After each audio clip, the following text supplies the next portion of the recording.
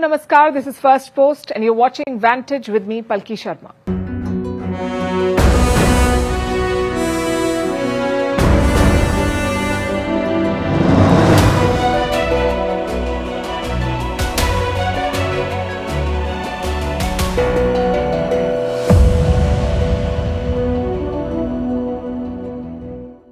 It's election year in the US and tonight we're bringing you a special interview. A one-on-one with Donald Trump's Secretary of State, Mike Pompeo. We talked about relations between India and the US, also whether he could be Trump's running mate. Stay tuned for a snippet of that chat. Meanwhile, guess who's entering the AI race? It's Saudi Arabia, and if you know the Saudis, you know one thing. It's going to be a very expensive bet. We'll tell you what works in Saudi Arabia's favor and also what India can learn from it. In the US, the immigration battle is heating up. Texas wants to arrest and prosecute illegal migrants. Could immigration be Joe Biden's Achilles heel? In Hong Kong, another security law has been passed. In West Asia, Trump's son-in-law has waded into the Gaza war. He says Gaza is prime waterfront real estate. We'll discuss what he meant. In India, Prime Minister Modi is embarking on a foreign trip. He'll be in Bhutan on Thursday and Friday. In China, there's more trouble for embattled developer Evergrande. And today on the International Day of Happiness, the happiness index is out again. We'll bring you the big takeaways, but first, the headlines. Indian Prime Minister Narendra Modi speaks with Russian President Vladimir Putin. During the phone call, Prime Minister Modi congratulated President Putin on his election win. Both leaders discussed the situation in Ukraine and also agreed to strengthen bilateral ties. India's Home Minister Amit Shah speaks at Network 18's Rising Bharat Summit. He says the target is to get over 400 seats in the upcoming general election. Amit Shah also slams the opposition Congress party over electoral bonds, assuring that the new citizenship law is no threat to India's minorities. The Japanese yen hits a 16-year low against the euro. On Tuesday, the Bank of Japan announced a rate hike, the first in 17 years. The move was to boost a fragile economy, but so far the yen has seen no benefit from it. The European Union strikes a deal to cap Ukrainian imports. After Russia's invasion, duty-free Ukrainian imports of poultry, corn and some grains were allowed, but the decision led to fierce protests by farmers in the EU. The new agreement prevents cheap imports from flooding the market. In Myanmar, no takers for Aung San Suu Kyi's house. This is where she spent years under house arrest. The property is being auctioned for more than $100 million amid a family feud. Since 2021, Suu Kyi has been in detention after the junta ousted her. And Japan warns football fans, asking them to not go to North Korea for a World Cup qualifier. The match on the 26th of March will be played in Pyongyang. It's the first one for the two sides in North Korea since 2011.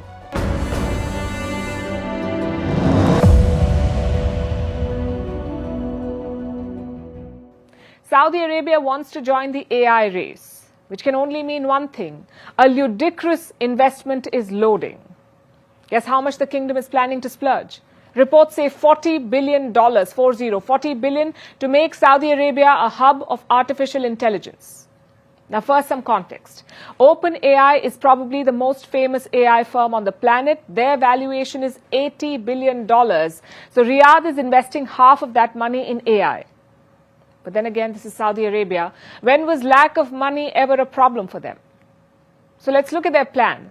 Saudi Arabia's PIF is leading this mission. PIF is the Public Investment Fund. It handles the kingdom's investments. Now, reports say they're in talks with other financiers as well. Chief among them, Andreessen Horowitz. It's a US venture capital firm. It's a huge supporter of artificial intelligence. And one of its founders is Mark Andreessen. He says AI could save the world. So Riyadh wants Andreessen Horowitz to open an office in the kingdom. The hope is to get the fund running by the second half of 2024, the second half of this year. But will investors take the bait? Will top engineers come to Saudi Arabia? The PIF chief certainly thinks so. He believes Saudi Arabia has some advantages. Let me quote from what he said.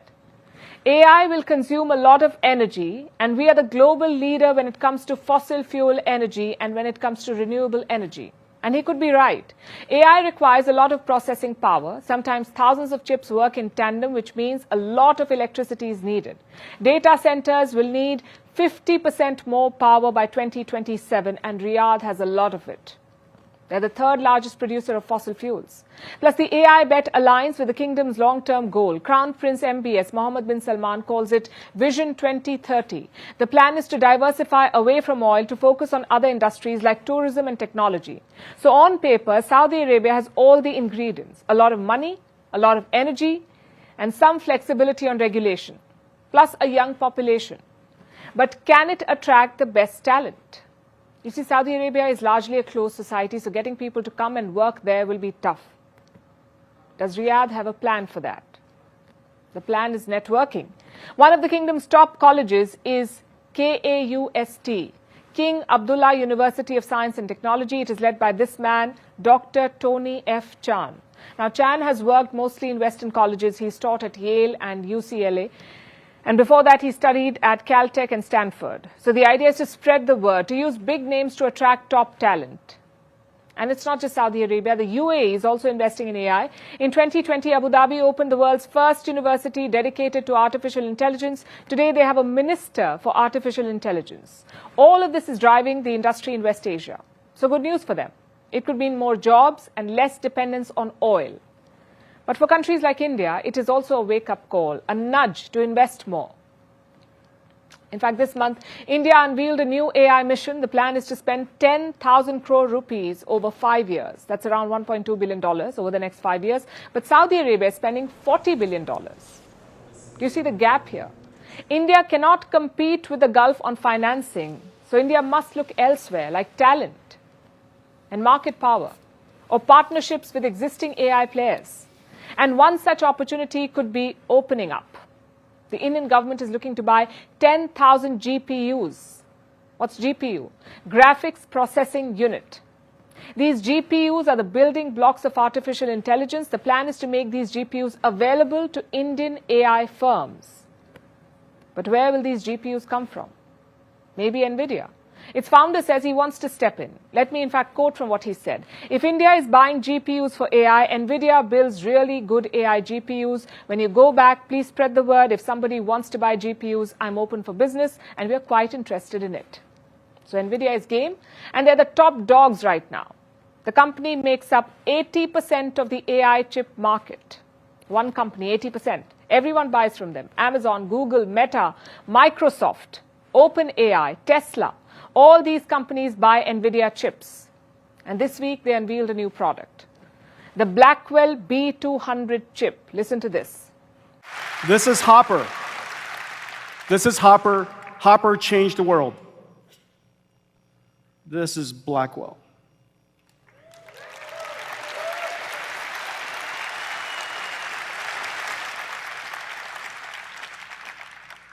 It's okay, Hopper.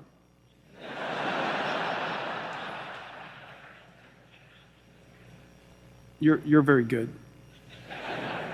Good boy. Well, good girl.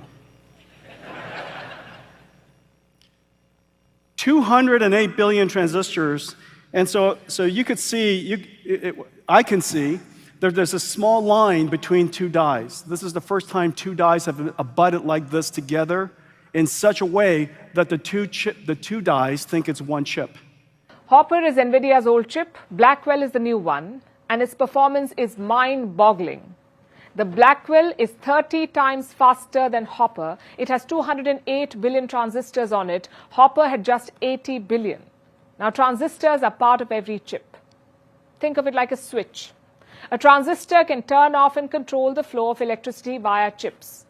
More transistors equals more power. Experts say Blackwell will help NVIDIA consolidate its top position. An Indian company is also buying it, Yoto Data Services. They're expected to get this chip by October. So my point is quite simple here. American firms have a head start and Gulf states have endless funds. So it's very easy to fall behind in this AI race. India needs to take some radical decisions to catch up fast. Now let's talk about a problem which even AI cannot solve. America's immigration mess. Yesterday, the US Supreme Court passed an order, and this order threatens to disrupt America's legal framework and its immigration policies. At the center of this controversy is Texas. It's a border state in the US, and it is engaged in a bitter standoff with President Joe Biden. You see, every year, Texas witnesses an influx of undocumented migrants. They've been seeing this problem for years, and they've seen no solution, really. So Texas decided to take matters into its own hands. The state passed its own immigration law. Through this law, Texas gave itself sweeping powers. It could detain immigrants and prosecute them. Texas can even order these migrants to return to their home countries. Now, the Biden administration was quick to challenge this law. It moved the lower courts, and it managed to obtain an injunction. So Texas could not implement this law. They then challenged the injunction. Texas challenged this injunction. It moved the US Supreme Court, and yesterday, America's top court sided with the state of Texas. The United States Supreme Court, using all of its powers or minimizing its own powers, is allowing SB 4 to be enacted in Texas, thereby allowing other rogue states like Texas to pass patchwork immigration enforcement bills in their own states. So the Supreme Court ruled that Texas could implement its immigration law. But the relief was temporary. Hours after the Supreme Court verdict, the lower courts intervened again. They decided to fast-track the proceedings. And a hearing has been scheduled for Wednesday. Lawyers from both the federal government and the state of Texas will appear, and they will present their arguments. So the implementation of this law is on hold again. And this case might end up in the US Supreme Court once again.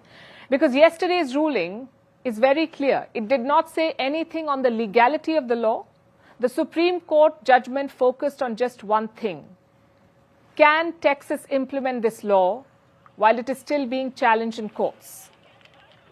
So that's what the court ordered on. But our story does not focus on the legality of it. It focuses on the politics of immigration. It leaves Joe Biden exposed because immigration has been a weak link in the Biden presidency. Under his leadership, illegal crossings from Mexico shot up to almost 250,000 in December. It was an all-time high. During the Biden presidency, over 6 million illegal immigrants have been detained on American borders. Over 6 million. And this number exceeds previous administrations. It's more than the presidencies of Donald Trump, Barack Obama, even George W. Bush. So you could say that immigration as a problem has become worse under Joe Biden. And a lot of Americans seem to agree.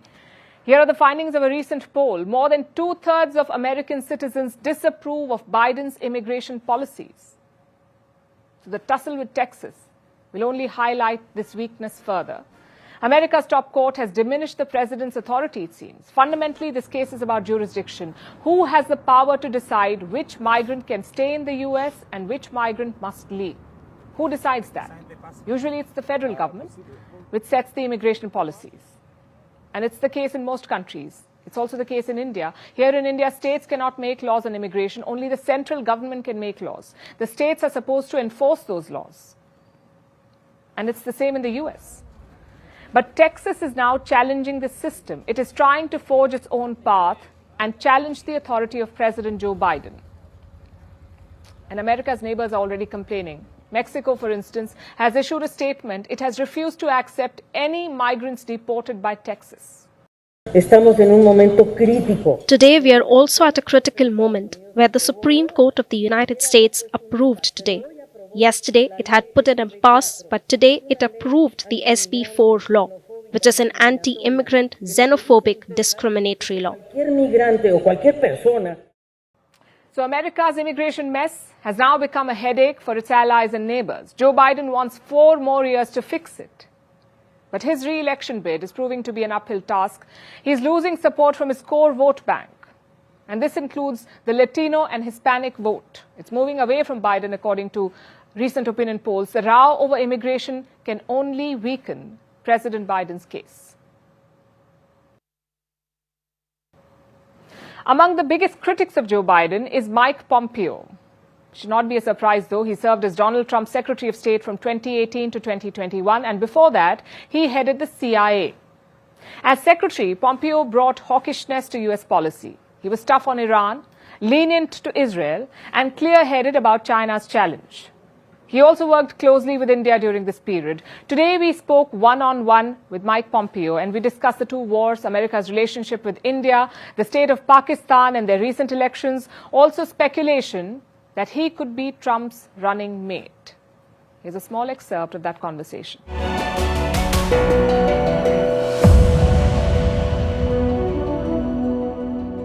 Joining me is a leader who's been a core member of the first Trump administration and who's also tipped to play some sort of a role in the second one if that happens. Former Secretary of State Mike Pompeo, welcome to Firstpost, sir. Palki, it's great to be with you. Thanks for having me. So let me start with the question that everyone wants an answer to. Do you think that you will be Donald Trump's running mate? Oh, goodness. Who knows? I don't comment on jobs I've not been offered. There are a number of great people who would do fantastic work as his running mate. First things first, he's got to get organized, get ready, and it's really important to the world, in my view, that he's successful, that he runs a winning campaign, and he indeed becomes president. Who's his vice president? Much less important. Would you be open to the idea if it were to be offered to you? No, I've said many times, if I'm offered a job and I think I can serve America in some way and make an impact, I would absolutely do it. As the former CIA chief and then Secretary of State, I'm sure you also worked closely with the Indian leadership. What was your impression? And those same leaders are still in office, Prime Minister Modi and Minister Jaishankar and the NSA chief.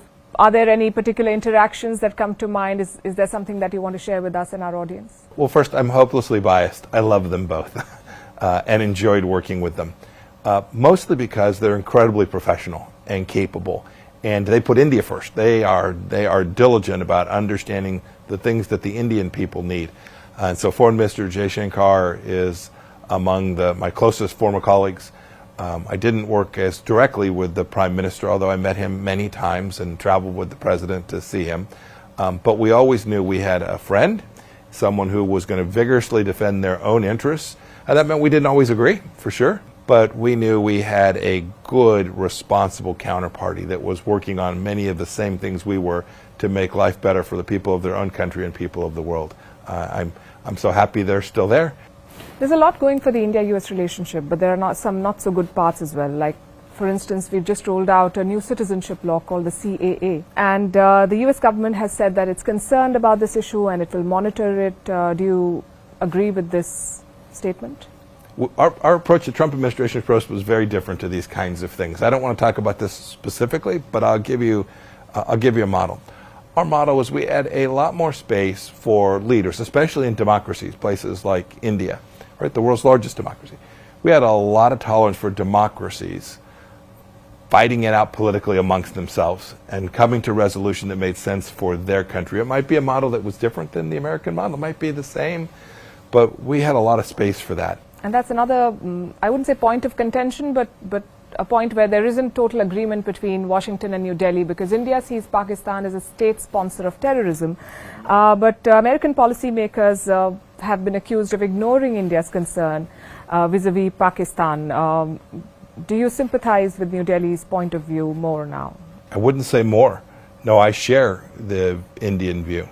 I absolutely share I worry about, and we were very clear with Pakistan. We took an approach that was very different from the Obama administration's approach when we came in 2017, a very different approach to this. No, we share not only the Indian view, but the global view of the risk of terrorism from extremism inside of Pakistan, extremism that flows in from Afghanistan via Pakistan. No, these are very real risks that the Indian people are right to address. A recent news report claimed that President Donald Trump ordered the CIA to smear the Chinese government on their social media, and the operation is said to have started in 2019 when you were in office. Were you aware about it? So I wasn't the CIA director in 2019. But you were part of the core team of Donald Trump. Yes. Yes. Yeah, I don't talk about CIA operations.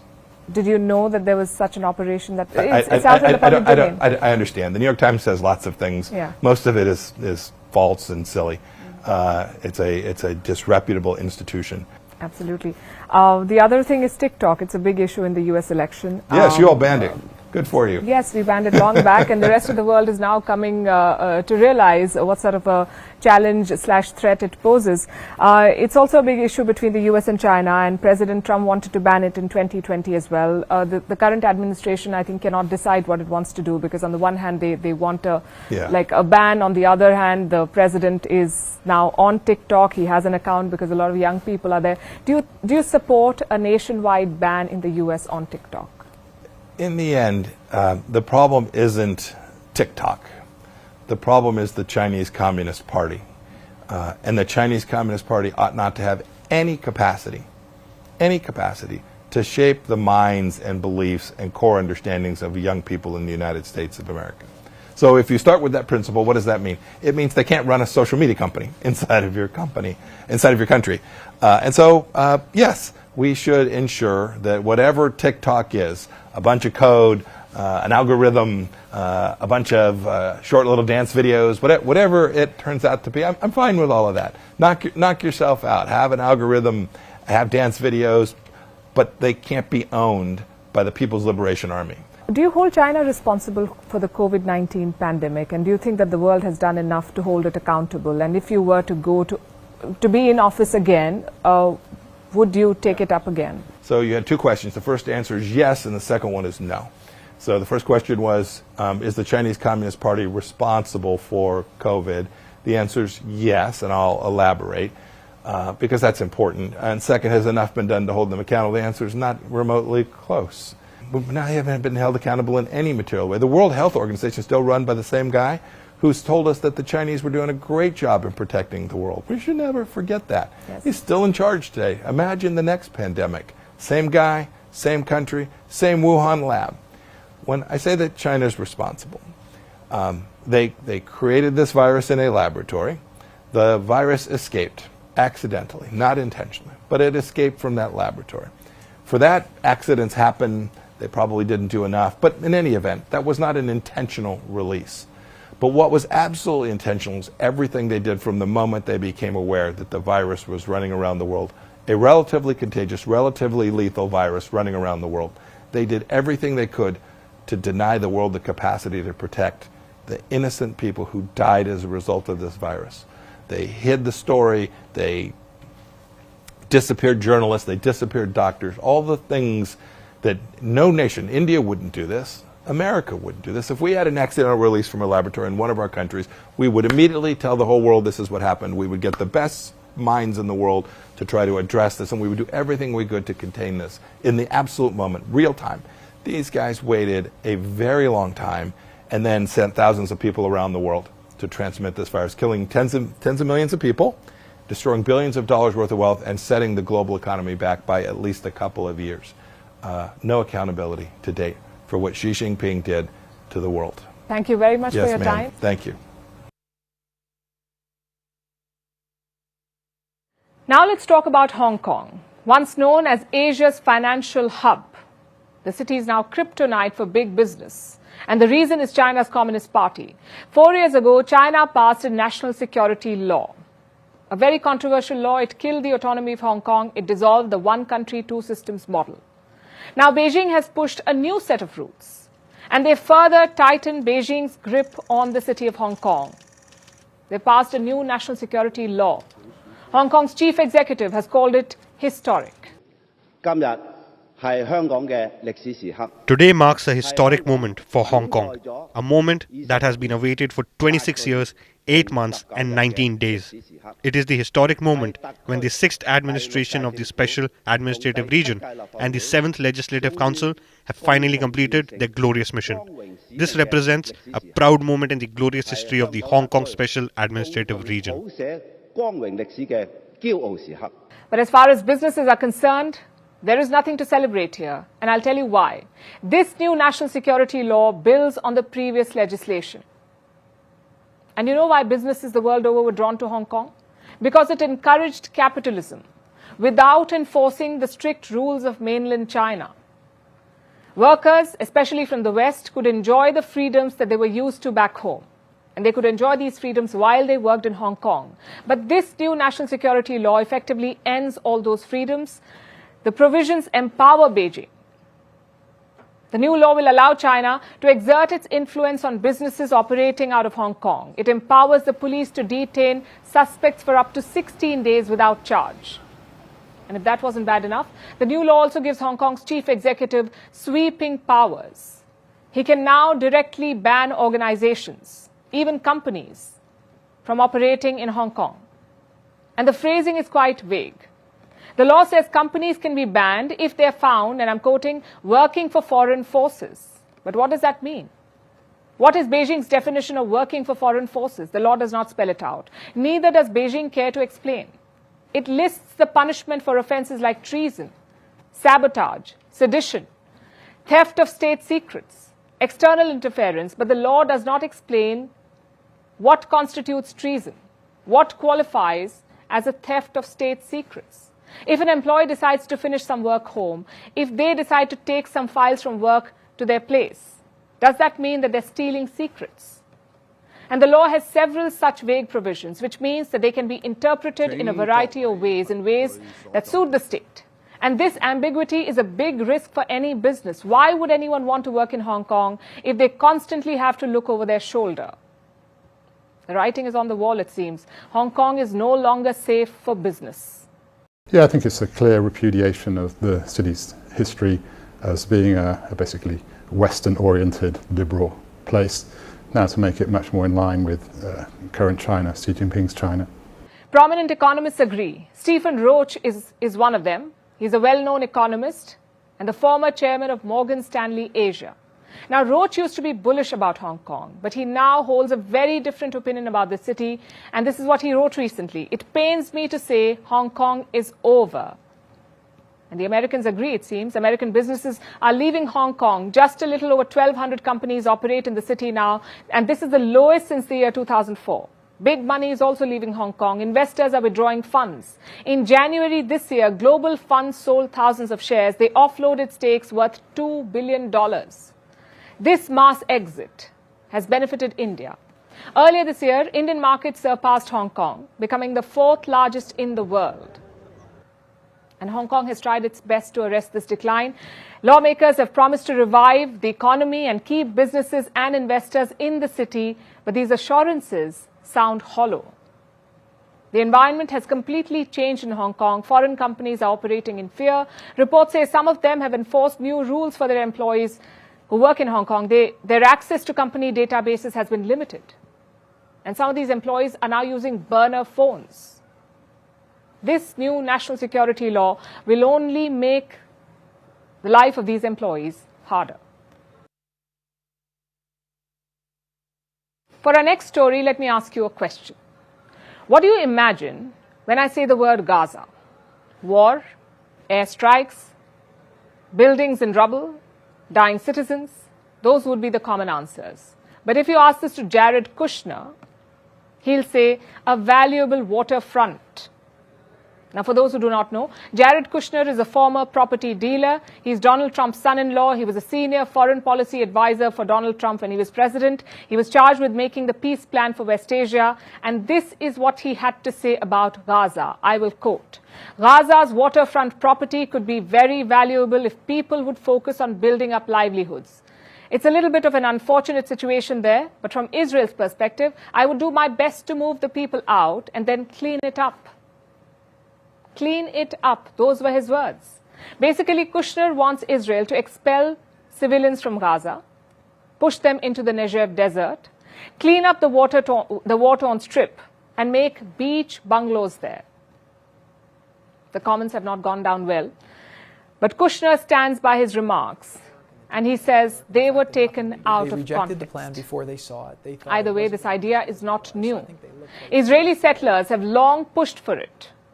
An Israeli real estate firm even took it one step further. It unveiled plans for homes in Gaza, and it came up with an ad that claimed a house on the beach is no longer a dream. It led to a lot of backlash. The international community slammed it. Soon the firm retracted the ad and the proposal, and they called it a joke for its followers. Palestinians, of course, did not find it funny. It's been 5 months since the war broke out. Today is day 166. 31,000 Gazans have died. The strip is a mound of rubble. More than 1 million people are starving.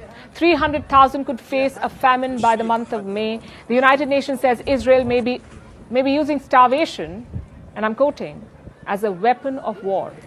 You have about 129,000 people in the rest of the world facing the threat of famine. That number now goes up to 1.1 million, or 8 times as large, just for Gaza alone. Meanwhile, Israel wants to push into Rafah. They say it's the last frontier for Hamas, and the world has warned against it. Rafah is located on the Egyptian border. An estimated 1.5 million Palestinians have taken refuge there. That's more than half of Gaza's population. They're in Rafah. The US says a Rafah offensive will be a mistake. It has asked Israel to achieve its military aims by other means. And Joe Biden has personally warned Prime Minister Netanyahu against it. He says such an offensive would be a quote-unquote red line, but the Israeli Prime Minister seems adamant. We continue to feel quite strongly that such an operation in Rafah, where there are more than 1 million people seeking refuge, a region that continues to be a key conduit for the entrance of humanitarian aid, that doing something like that without a credible and clear plan, without a plan that also doesn't address for the various humanitarian pieces, would be a disaster. Biden has asked Netanyahu to send a team to Washington, a team including top officials from military, intelligence and humanitarian departments to discuss the Rafah operation. Now, details of this meeting are still being worked out, but it may take place early next week. Until then, the White House has asked Israel to allow more aid to flow into Gaza.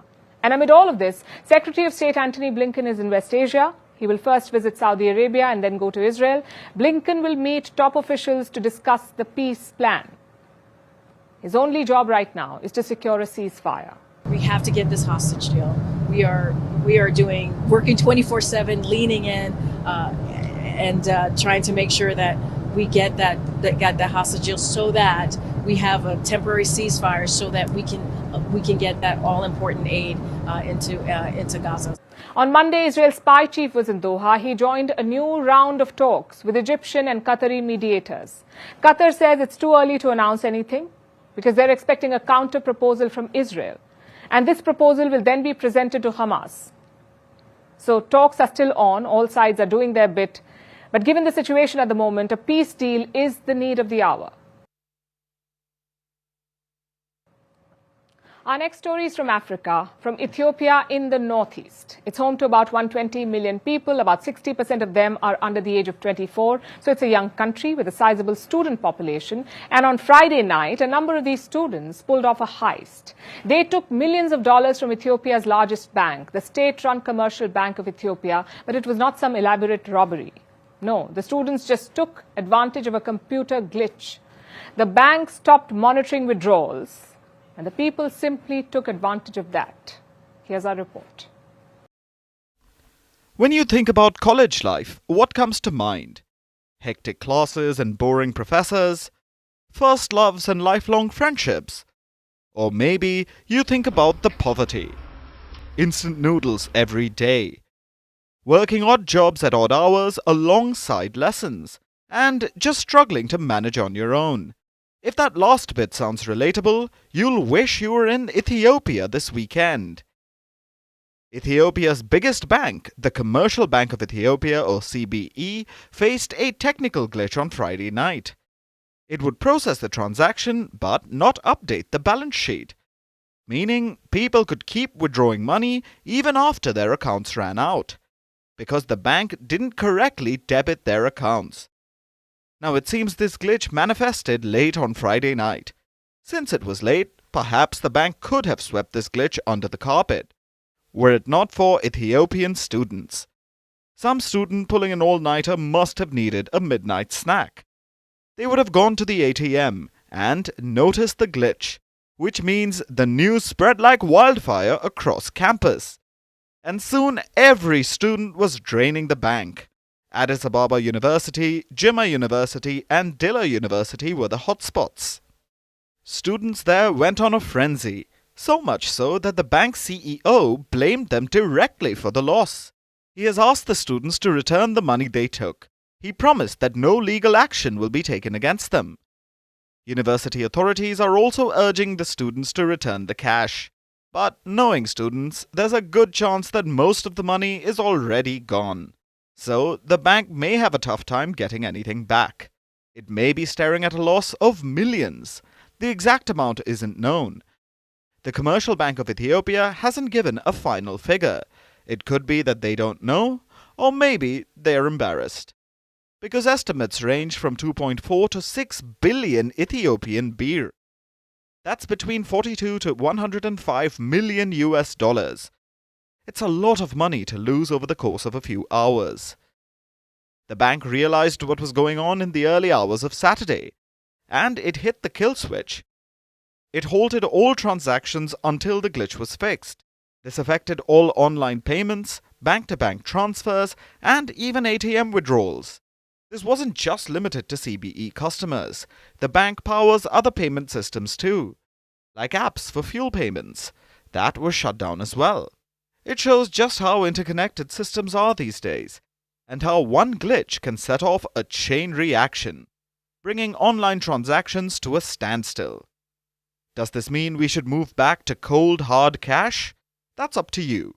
But if you're an Ethiopian student, chances are you have enough money for a lifetime's worth of instant noodles.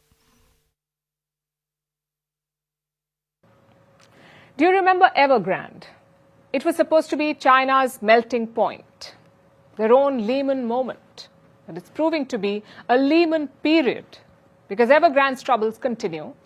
They were once the largest property firm in China. Their founder was the country's richest man, but now he's been banned from the financial markets, and that's just the tip of it. Evergrande has been accused of financial fraud, of inflating their annual revenues. Do you know by how much? Almost $78 billion, which makes this China's biggest fraud case. And what's the punishment? So far, it's a fine. Evergrande has been asked to pay $580 million. It's not clear how they will pay this money, though, because the company is bankrupt. Evergrande is valued at $275 million. Their total debt is $300 billion. So good luck paying that fine. China began this investigation around 8 months ago. They found Evergrande had fudged their sales. As a result, they could report inflated profits, almost 63% higher in 2019 and 87% higher in 2020. China's regulators are blaming Evergrande's founder for this. His name is Hui Ka-yan. He graduated from college in 1982. He then worked at a steel factory for 10 years, and in 1996 he started Evergrande. Hui's method of expansion was debt. The country was going through a property boom, so China's state banks were more than willing to help him. He built more than 1,000 housing projects in China, more than 1,000 projects, and in 2009 he took the company public. But trouble started in 2021. That's when China shut the loan tap. So suddenly, Evergrande could not repay its creditors. Their expansion was stalled. That same year, it defaulted on loans. We've heard a lot of speculation since then, a lot of doomsday predictions, but the impact has been largely contained. Which brings us to this fraud case. What message is China trying to send here? That the golden age is over. No more cheap loans, no more regulatory freebies, and no more unchecked expansion. China is saying, look, the bad apples are out. We are punishing Evergrande and its founder, and we are cleaning up the property sector. China's housing minister issued a stern warning this month. He said if developers are struggling, they should go bankrupt. For real estate enterprises that are severely insolvent and have lost their ability to operate, they should undergo bankruptcy and restructuring following the principles of rule of law and marketization. Actions that harm the interests of the masses will be resolutely investigated and punished, and those who play unlawful games will be held accountable. Will investors buy it, though? Well, confidence is still low. Property investments fell 9% in January and February. Property sales plunged almost 21%, and new constructions were down 30%. So the answer is no. Investors are not buying it. What is China doing to change that? Last month, a big decision was announced. Beijing made its biggest reduction to its mortgage rates. The idea was to encourage home buyers. They also launched a whitelist mechanism. Basically, a few property developers were identified, the ones with potential. These firms got funds from state banks, but clearly more needs to be done here because the property sector is key to China's growth. This sector makes up 20% of their revenue, 70% of the household wealth, and 25% of China's GDP. Unless this sector revives, China cannot regain its mojo. And a few penalties may not be enough, because Evergrande is not the root problem in China. It's a symptom of the larger mismanagement. To Spain now, which is testing out Robo dogs to help traffic cops. They're sleek, they move fast, they have flashing lights on the top, and they can apparently control the traffic. These robots have been designed to help the police. They can help spot traffic violations. They can track accidents. It makes the job of policing easier. Right now, these Robo dogs are remote controlled, but in the future, they may be able to do this on their own, courtesy artificial intelligence. Our next report tells you all about them. Imagine a world where your faithful companion is not a furry, drooling creature, but this sleek, robotic marvel, one capable of feats beyond the wildest dreams of its canine ancestors. Gone are the days of muddy paw prints on the carpet and incessant barking at the delivery guy. Enter the era of the robotic rover, where obedience is programmed and shedding is a thing of the past. But the benefits of robo-dogs extend far beyond mere companionship. In Malaga, it has already joined the police workforce. Recently, the Spanish police took a robo-dog for a stroll. It was four-legged, green and black in color, and moving with great speed. The robo-dog entertained bystanders. It flashed lights. It made a whirring sound. Spain's police aims to integrate this robo-dog in their workforce. It can support the police's work. They can spot traffic violations, they can track accidents, they can report events, all while covering a larger area. For now, these robots are remote controlled, but eventually they could do this on their own, courtesy artificial intelligence. We are using this project to support police work. What stands out in this project is that we are using 5G technology for the teleoperation of the robot to carry out image analysis and detect dangerous situations, like the use of e-scooters in prohibited areas. This brings us to the rise of robotic working dogs. They are increasingly being deployed in the workforce. They can do tasks like inspections, security, and ensuring public safety. These robo-dogs are basically mobility platforms. They can be equipped with different payloads. This will depend on what kind of information companies want to gather. So the robo market is growing, and companies are joining the race. In the US, Boston Dynamics is developing the Spot robot. MIT is also building a smaller four-legged creature.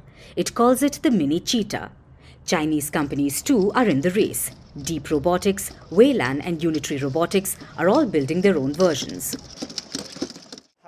This robot dog has an adaptive and self-balancing capability.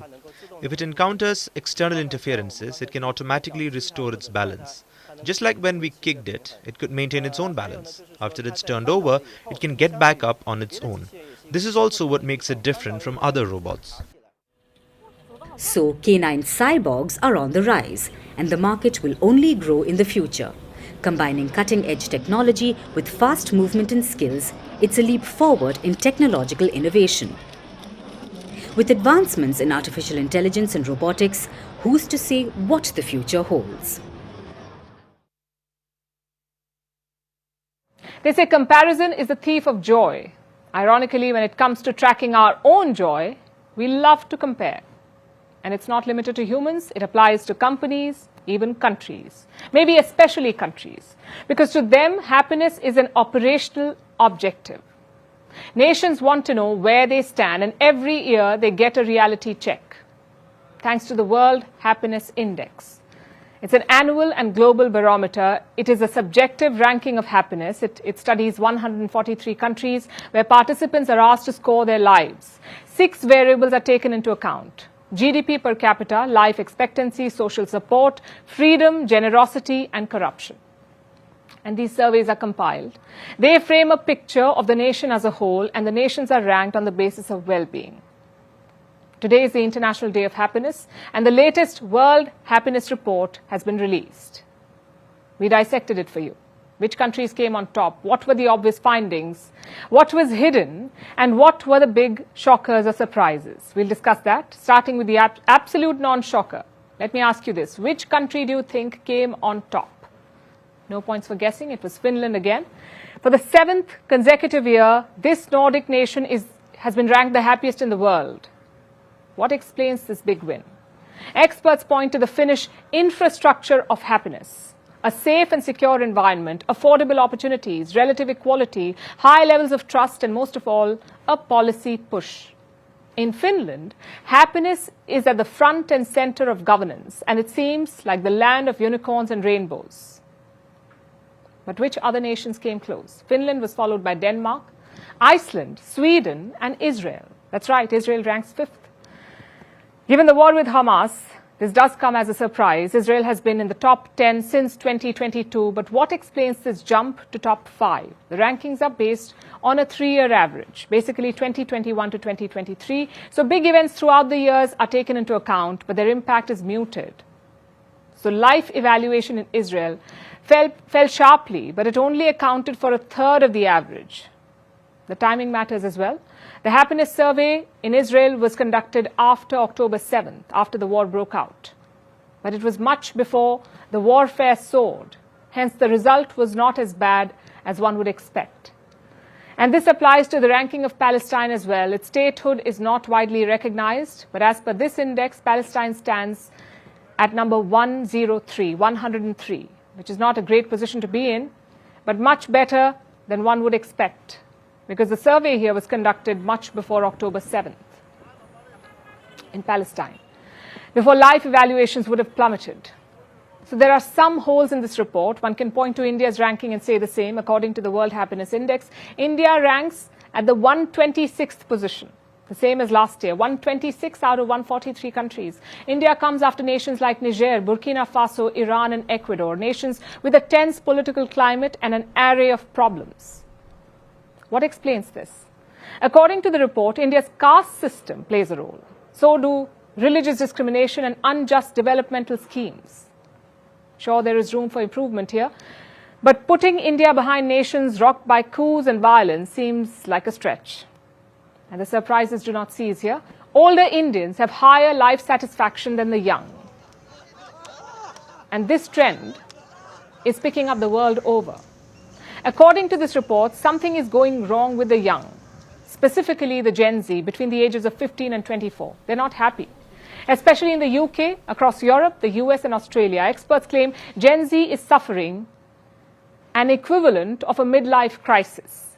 They point to a lack of jobs, lack of affordable housing, fear about war and climate change, and most of all, social media. Social media is being blamed for robbing the young of their well-being, for worsening their psychological state and lowering their self-esteem. So everyone may not agree with the happiness rankings, but if there's one thing we can agree to, it is this. If the young are not as happy as they can be, it should upset us enough to do something about it. And now it's time for Vantage Shots, images that tell the story. In Slovakia, CCTV footage captures a bear running through the town. In Washington, D.C., it's cherry blossom season as visitors rush to see the trees in full bloom. And a new space junk-grabbing robot could help deal with the growing problem of space debris. Finally, taking you back in history, on this day in 1927, B.R. Ambedkar and his followers started the Mahad Satyagrah. It was a movement for basic human rights, like drinking water. The water of Chowdhury tank in Mahad was off limits to lower castes. Ambedkar led a crowd to this tank. They drank water from it in an act of rebellion. We're leaving you on that note. Thanks for watching. We'll see you tomorrow.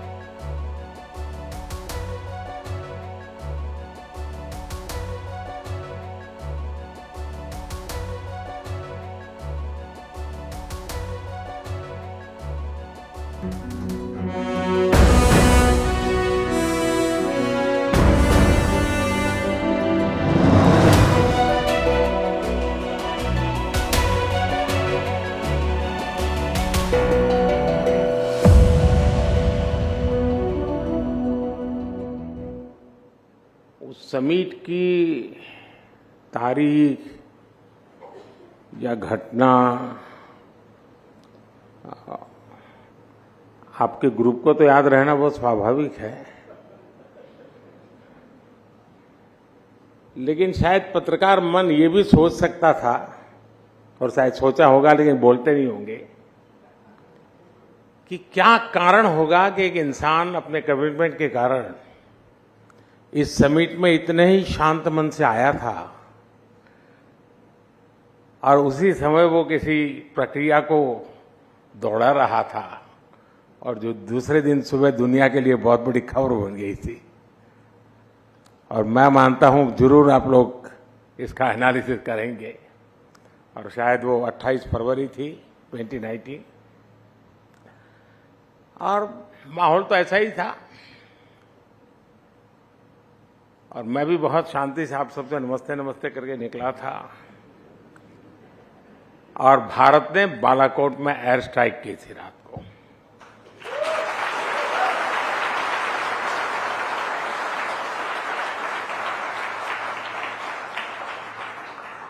और वो एक दिन था और एक दिन आज है।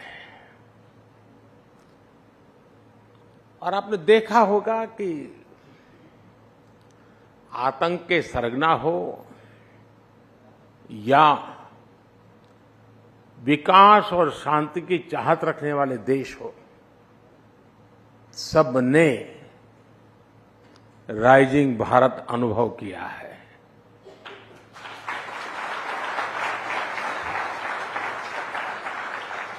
ये नया भारत आतंक के जख्म को नहीं सहता है।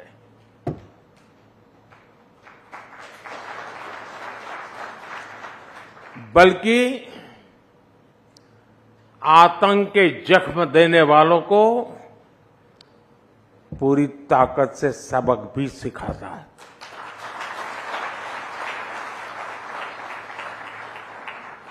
जो हमें आतंकी हमलों के जख्म देते थे, उनकी क्या हालत है ये देशवासी भी देख रहे हैं और दुनिया भी देख रही है।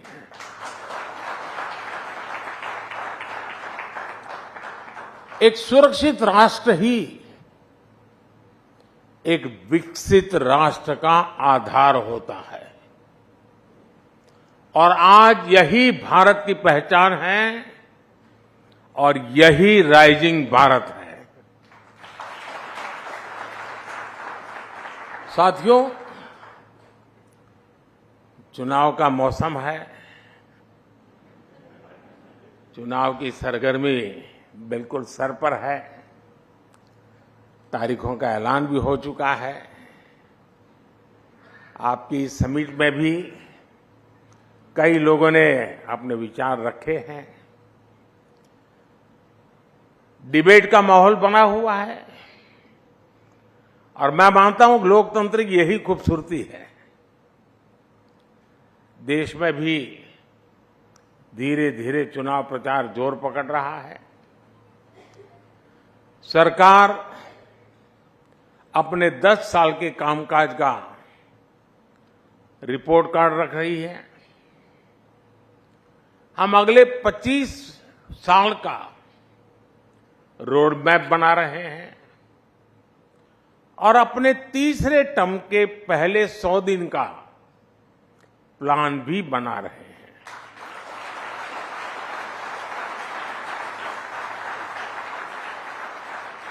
दूसरी तरफ हमारे जो विरोधी हैं वो भी नए कीर्तिमान बना रहे हैं। आज ही उन्होंने मोदी को 104वीं गाली दी है। औरंगजेब कहकर नवाजा गया है।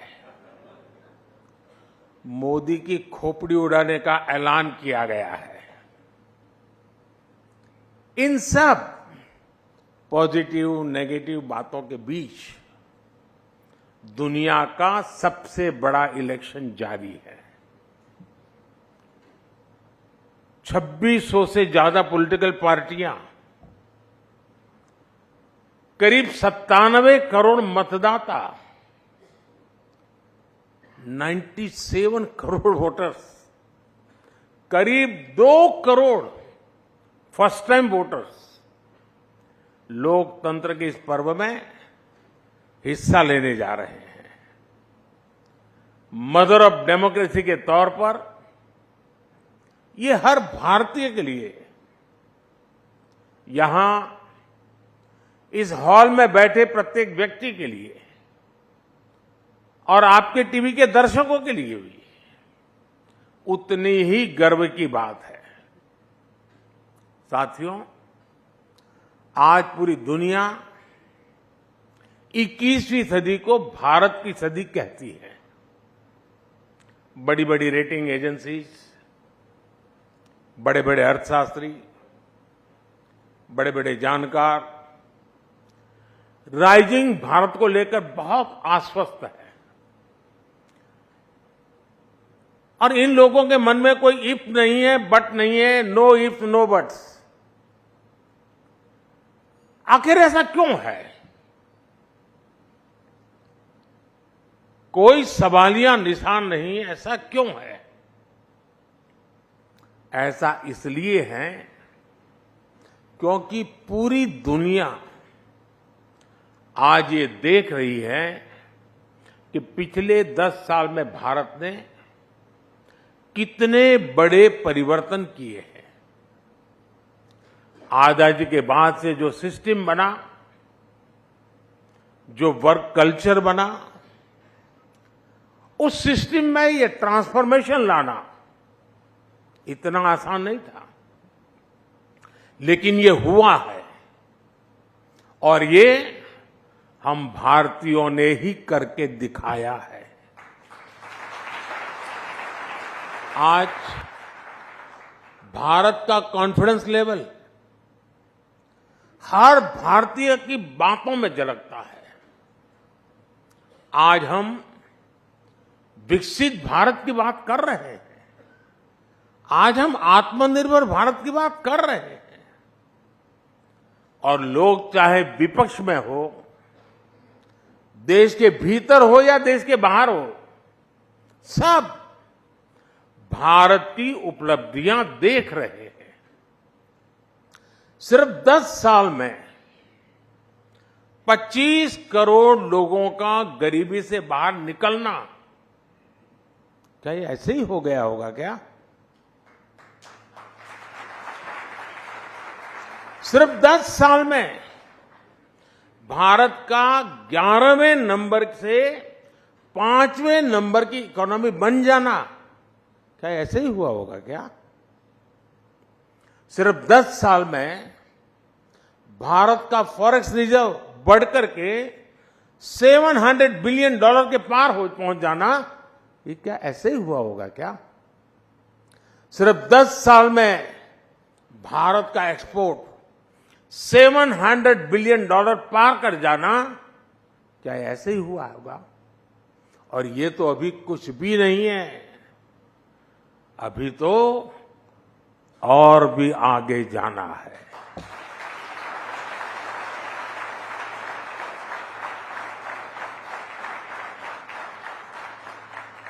साथियों, यहां बड़े बड़े जर्नलिस्ट मौजूद हैं, इंडस्ट्री के लोग हैं, सिविल सोसाइटी के दिग्गज हैं,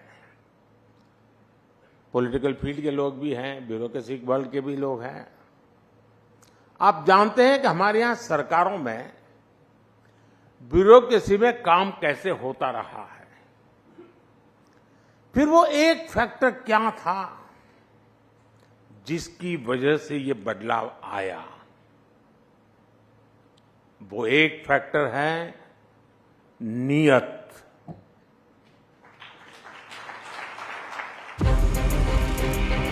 From impeachments to inaugurations, if it's a political story, we are on the scene. The race for the White House is heating up. We're beating Biden. How dare he say that? If it's breaking news, we're live with the latest coverage. From the White House, the State Department, and Capitol Hill, we know the issues, but above all, we know the players to bring you the latest in-depth analysis on all the key stories that we're covering. I'm Eric Ham. Join me from Washington here on Firstpost America.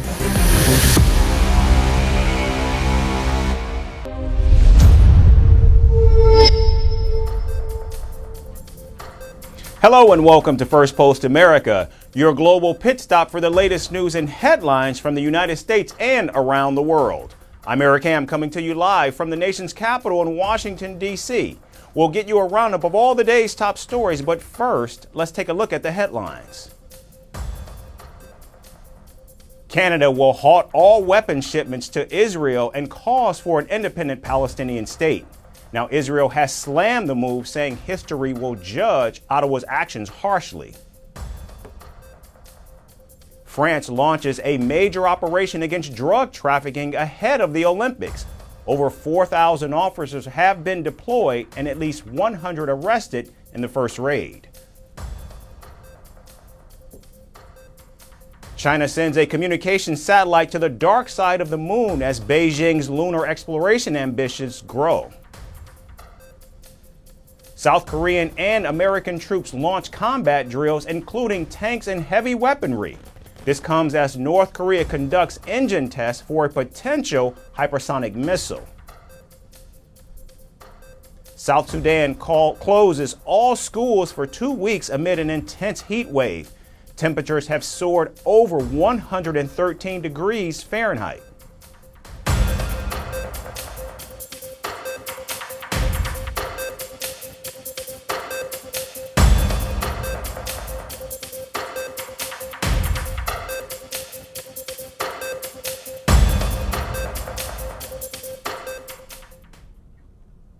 We began right here in the United States, and it was a turbulent Tuesday as a contentious Texas immigration law went on a legal roller coaster.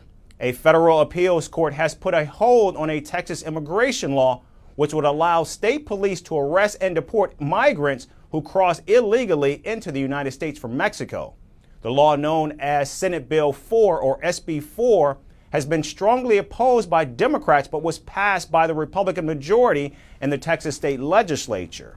Now, just last month, it was temporarily blocked by a federal judge, saying it was in conflict with key provisions of federal immigration law.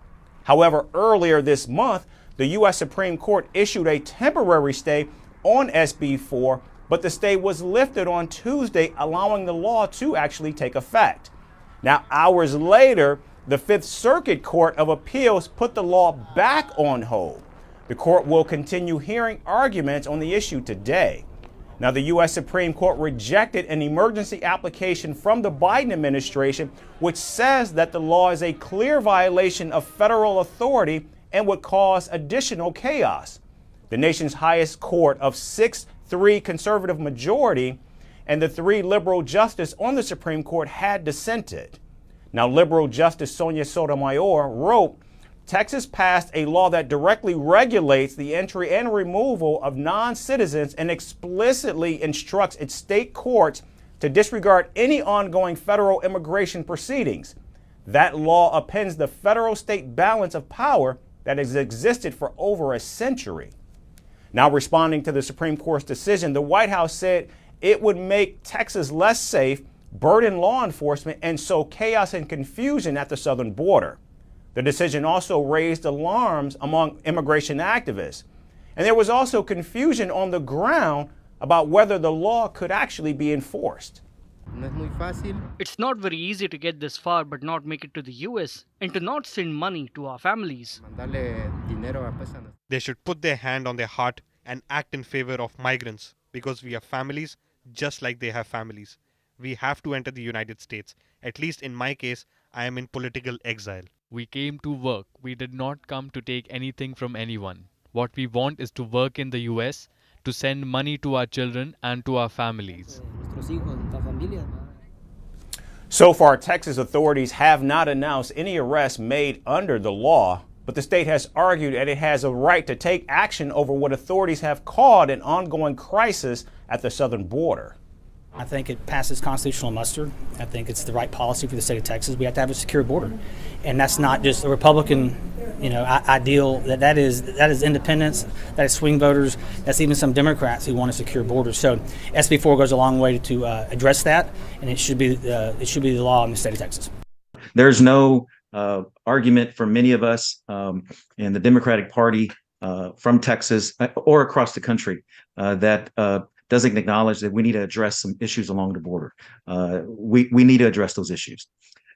President Biden and the administration worked in a bipartisan way with Senator Langford to strike a deal on border security. That was sabotaged by former President Trump and his cronies in Congress. What we don't want is persons of color to be targeted for no other reason than the color of their skin. Now, Texas Governor Greg Abbott praised the Supreme Court order and described the situation at the U.S. southern border as an invasion. Still, calling the law xenophobic, Mexico said it would not under any circumstances accept the return of any migrants to its territory from the state of Texas. We are also at a critical moment with what the Supreme Court of United States has approved today. Yesterday it had put an impasse, but today it has approved the SB4 law, which is an anti-immigrant, xenophobic, discriminatory law. So what are we doing? What can we do to address this negative narrative? I think the most important thing is to say that we have a human mobility strategy. Mexico has a unique model. There's no other country that is at the same time a country of origin, transit, destination and return. That's us. De tránsito, de destino y de retorno. Now, this legal showdown comes as the Biden administration and Republicans continue to clash on border policy. President Biden is under immense pressure to address immigration policy and reform, which is among the top issues at the center of the 2024 presidential election. Republicans blame Biden for the record flow of migrants into the United States, while the White House accuses Republicans of deliberately sabotaging a bipartisan attempt to find a solution. December 2023 saw more migrant encounters at the U.S.-Mexico border than any other month on record. The U.S. Border Patrol recorded over 300,000 encounters with migrants also that month. However, that number dropped to almost half in January of 2024. And arrests for illegal crossings at the border were also at the highest in December of 2023. Border Patrol made nearly 250,000 arrests in December, the highest monthly tally on record. The arrests, however, fell by half in January to just over 124,000. Over 6.3 million migrants have been detained crossing into the United States illegally under the Biden administration, higher than under the last 3 presidential administrations. Now, the polls suggest that more than 2/3 of Americans disapprove of President Biden's handling of the issue.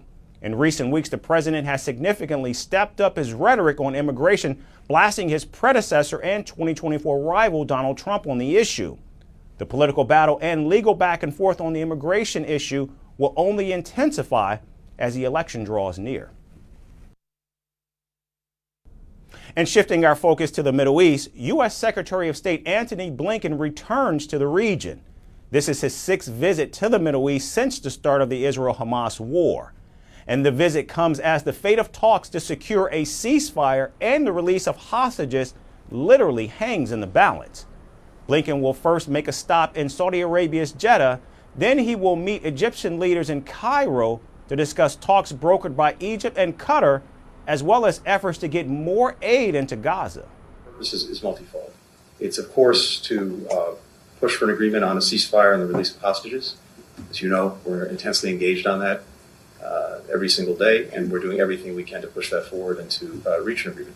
But it is also to continue the conversations that we started back in January on exactly the question you raised, which is post-conflict Gaza and the arrangements that will need to be made to provide for its governance, for its security, for humanitarian assistance, for its redevelopment. Now, talks on a potential ceasefire resumed in Qatar just this week. And on Monday, Israel's spy chief David Barnea joined talks with Egyptian and Qatari mediators.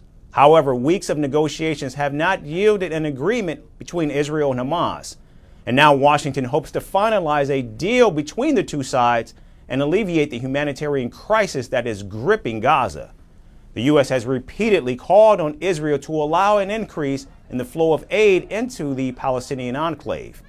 Meanwhile, an Israeli delegation headed by its defense minister will be visiting Washington to discuss the Rafah operation. Now, according to reports, Washington will present alternative plans for how Israel can continue pursuing Hamas without launching a major ground offensive in Rafah. President Biden is pressuring Israeli Prime Minister Benjamin Netanyahu to pull back from a full-scale ground operation in Rafah. Now, before heading to the Middle East, Secretary Blinken said he would pursue conversations on arrangements for governance, security, and redevelopment of post-war Gaza. So impressed upon Israel the imperative of having a plan for Gaza for when the conflict ends, which we hope will be as soon as possible, consistent with Israel's needs to defend itself and make sure that October 7th can never happen again. There, as you know, we put out many months ago a number of principles in Tokyo regarding the future of Gaza. We stand by those principles, and the challenge now is to make sure that any plan for the future brings them to light. But that will be very much the focus of this visit. On the ground, however, there is no sign that the war is in fact dissipating. Israeli troops are continuing their raid in Gaza's biggest hospital, Al-Shifa, which they allege Hamas is in fact using. The Israeli army says over 50 fighters were killed and around 300 suspects were taken into custody. And from the war in the Middle East to the war in Europe, Russian President Vladimir Putin wants to create a buffer zone inside Ukraine. The Kremlin says this will protect Russia from Ukrainian attacks. Ukraine says Russia's call for a buffer zone speaks of its intentions to expand the war as Putin's soldiers gain more ground in eastern Ukraine. Meanwhile, Zelensky's troops desperately await vital aid from Western allies. Our next report takes you inside. Russian troops continue with their onslaught in Ukraine. President Vladimir Putin's forces are now advancing in the east.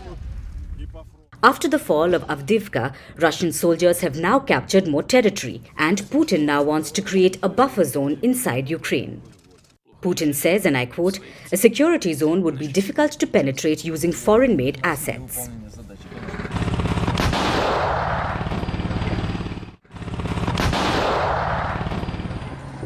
Basically, the buffer zone would make it difficult for Ukraine to launch attacks into Russia. Ukraine says that a buffer zone only means that Russia is preparing for a larger attack. The call for a buffer zone comes after two significant operations. The first was when anti-Putin forces launched a cross-border attack into Russia earlier this month. And second are the drone strikes that Kyiv carried out in Russia's Belgorod. Russia has announced that it will now evacuate 9,000 children from regions bordering Ukraine. Putin also said that his forces were ready for a much bigger operation this summer. Meanwhile, Zelensky's troops have been left to fend for themselves as aid from Western nations dries up. Pentagon's chief warns that Ukraine's survival is in danger. So when we invest in Ukraine's security, we invest in our own security. And we strengthen this contact group's shared vision of an open world of rules and rights and responsibilities.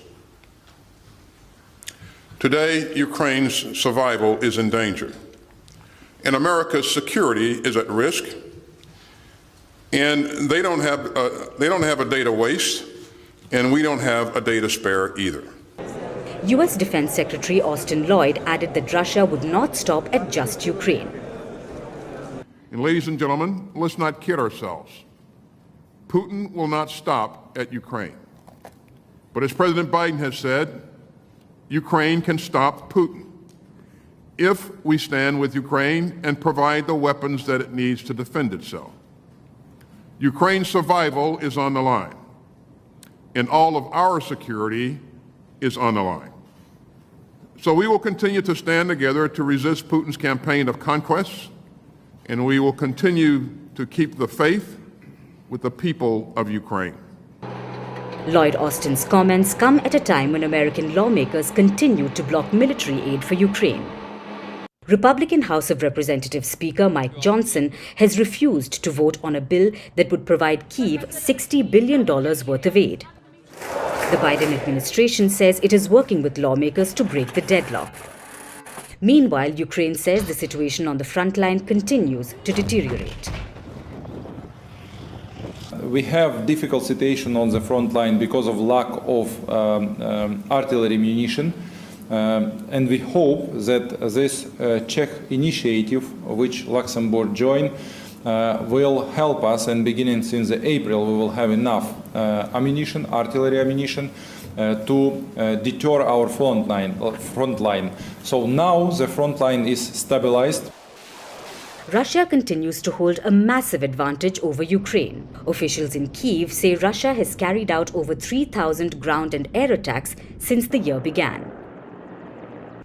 With no peace talks in sight, and with Russia holding on to large parts of Ukrainian territory comfortably, it looks like Putin is actively working towards a buffer zone. And now we turn to the political turmoil unraveling in South Africa.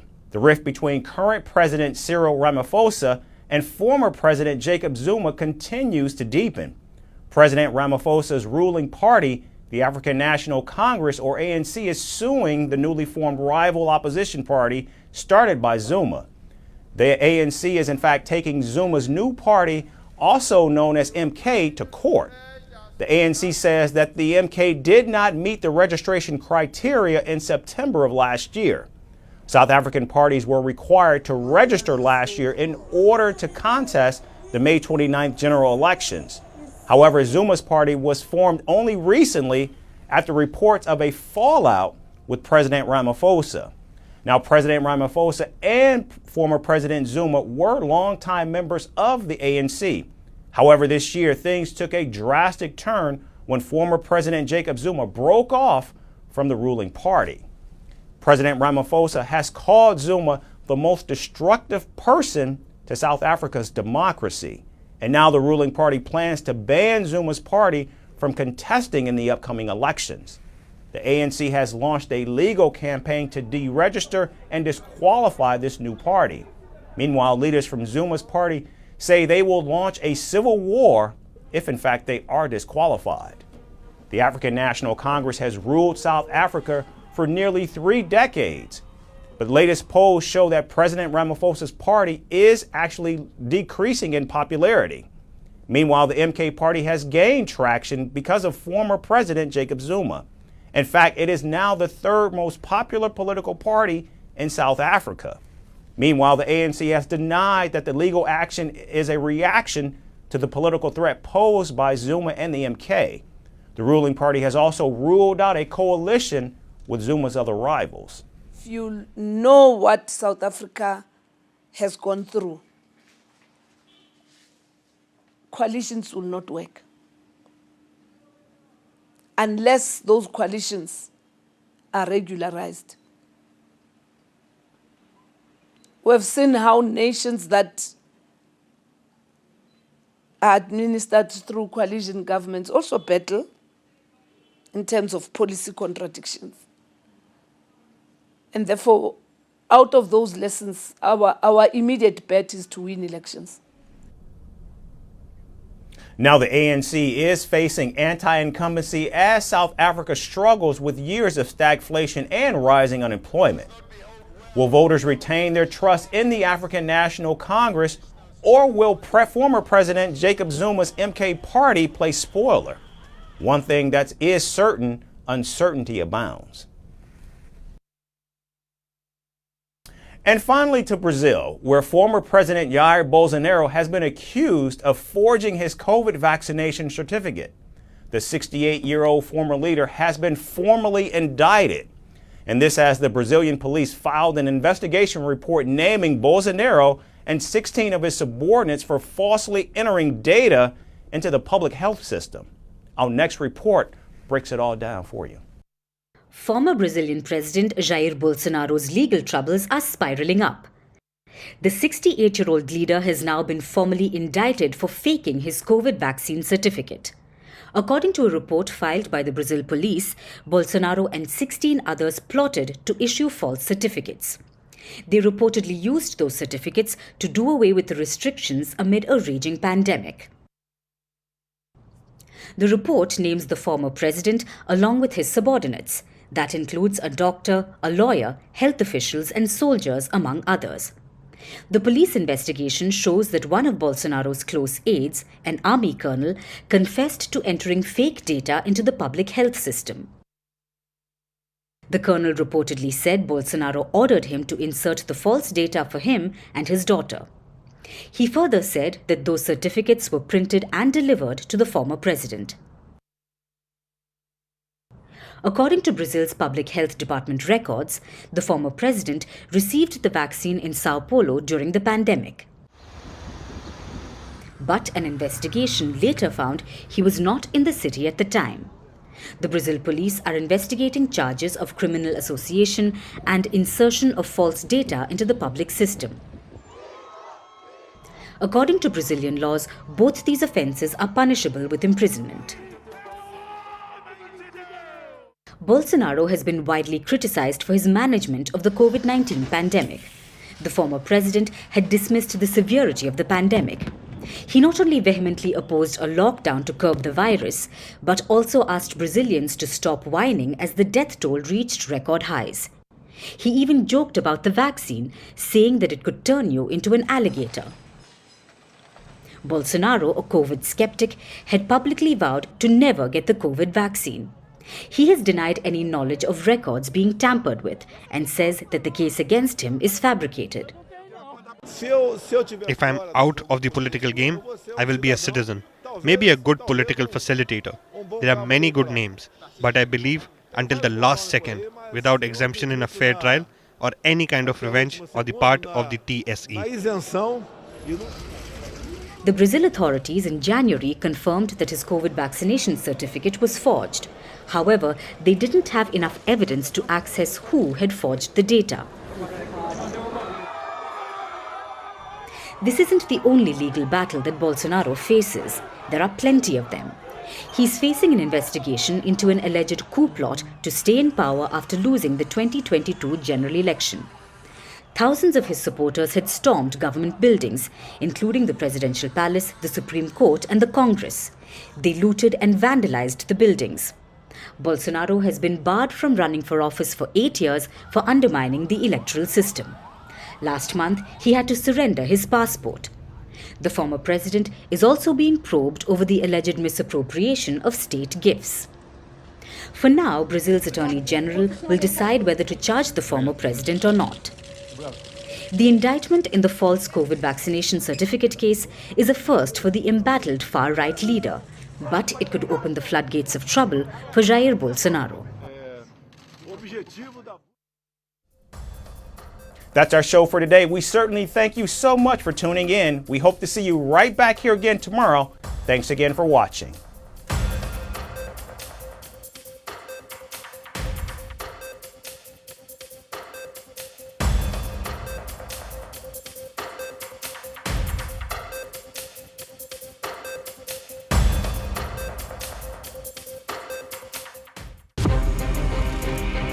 From impeachments to inaugurations, if it's a political story, we are on the scene. The race for the White House is heating up. We're beating Biden. How dare he say that? If it's breaking news, we're live with the latest coverage. From the White House, the State Department, and Capitol Hill, we know the issues, but above all, we know the players to bring you the latest in-depth analysis on all the key stories that we're covering. I'm Eric Ham. Join me from Washington here on Firstpost America.